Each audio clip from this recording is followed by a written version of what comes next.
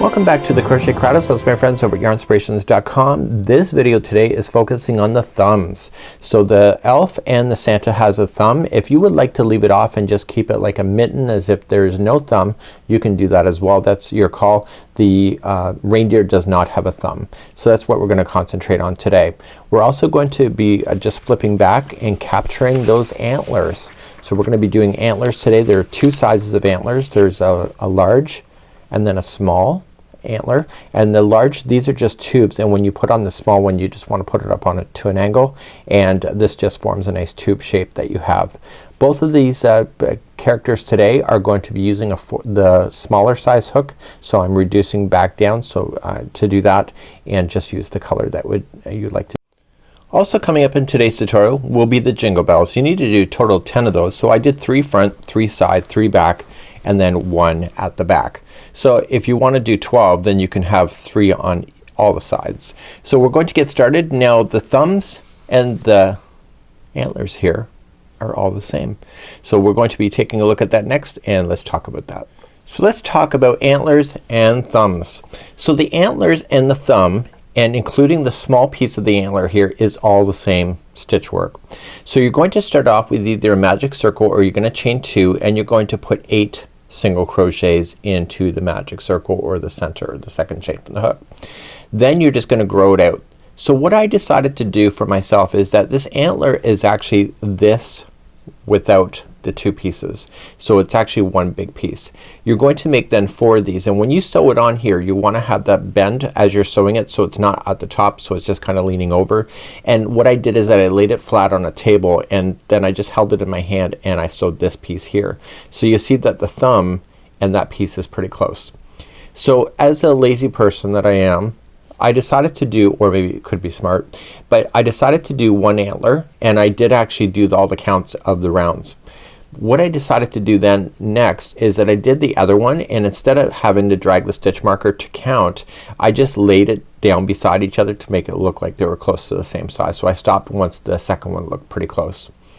I then did the 1 antler, and you have to make 4 of those, and I counted out the first few rows with the stitch marker, and then the other 3 I just crocheted around it, and I said okay, this matches.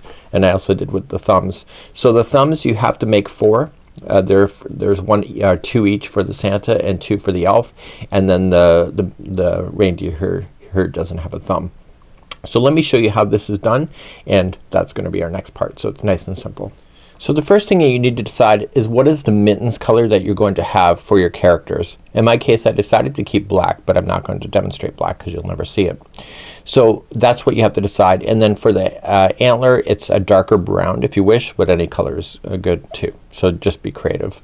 So you're just going to start off, and you can do a magic circle, or you can chain a total of 2 really tightly, and 1 and 2, and then in the beginning one or the magic circle you're going to put 8 single crochets. So 1, 2, and 3, 4, 5, 6, 7, and 8. Now if you end up with sorry, just got to do that 8th one. So if you end up with a hole in the center, now's the time to get rid of it. Okay, see that slight hole? So that's because of the method, the way that I'm doing it. So if you have a slight hole, then you want to address that right away before you go any further. Just grab a tapestry needle and just use that beginning strand. If you give yourself a little more slack, you'll have more to play with, and just go across and then pull that shut. It is a thumb, it will be facing up, and so that might be something that you need to consider right off the hop. So that's something that I decided to do for myself, and then once you're satisfied you can just trim that off. Now right where I am, I want to place in a stitch marker, so we're just going to do that so you can keep a count. I already gave advice on what I would do for the multiples. If you're making multiple items, just use the one as a model, and then just use it as a template to kind of match it to the rest. So you're just going to start, and you just have to make sure that you're keeping 8 single crochets around in a circle. So 1, 2, 3, 4, 5, 6, 7, and 8, and then you're just going to apply 1 single crochet in each going all the way around. And then every time you get to the end you're gonna move up the stitch marker. So I've kind of demonstrated all this kind of stuff before on the nose and the eyes and etc. So I'm gonna leave this with you. So for the antlers you have to have a total of 16 rounds, and then you're going to fasten off. And then you're gonna lightly stuff those as you go as well to make it easier for yourself. But if you don't stuff as you go, you can get your finger in. At least I could, even with my thick finger. I can get that into the hole and put in the stuffing later. For the thumb you only want to do 5 rounds because the thumb is not that tall, just like you see there. And then for the antlers, for the small piece, it's 6. Again, I would do 1 to count it out and then lay it down and then use that as a template.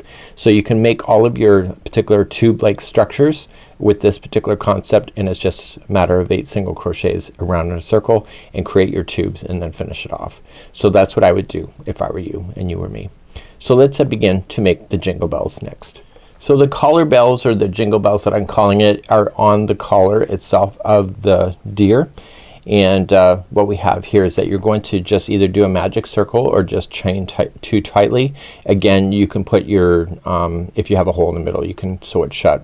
You're going to do your 8 single crochets in the first, or in the hole, or the first stitch. So I have currently 2 already, so this will be 3, 4, 5, 6, 7, and 8. Now I wouldn't put a stitch marker in here if I were you, because I didn't when I did mine. So you know you have 8. So you're just gonna start in the first one. If you're not sure, just count it back. It's the 8th one. And what I would do, instead of putting a stitch marker to know when you're all the way around, just count them. So just start in the first one. So 1, and you have to get to 8. 2, 3, 4, 5, 6, 7, and 8. And once you have your 8th, just slip stitch to the next one, and then that's it. And leave this as a long tail so that you can sew it on. So let's go back to the actual project itself, and let's give you some sewing on advice. So back to my operation table. So I decided the last strands here from the big one here is what I used to sew it in. So I went across the bottom here, and then if you notice I tacked it up here. So I actually put a separate piece of a strand in there, and I went from the front and then I looped it around and then I tied it, and then I just wove in the ends on the inside of this. And what this is that it's not only holding it down here, but it's holding it here so that it will stay upright. If you only secure it down there, it will fall forward. So I did the same for both on there.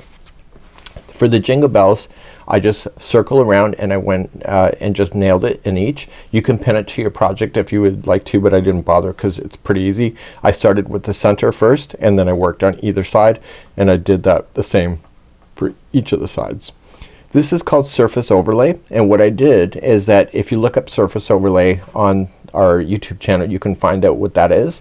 And all I'm doing is that I'm using the fluff. And surface overlay, you access the yarn from the back side, so the fluff would have been on the back, and I'm pulling it through and I'm slip stitching it like a sewing machine all the way.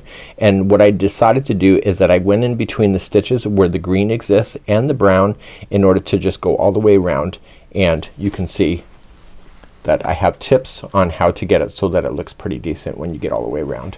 So this is today's tutorial. So the next one is going to be the mittens and the arms, and that I think is going to be the end of our series. And as we've been progressing along, it's getting more and more cute. At least I think so. So I'll see you next time. It's Mikey on behalf of the Crochet Crowd, as well as my friends over at yarnspirations.com.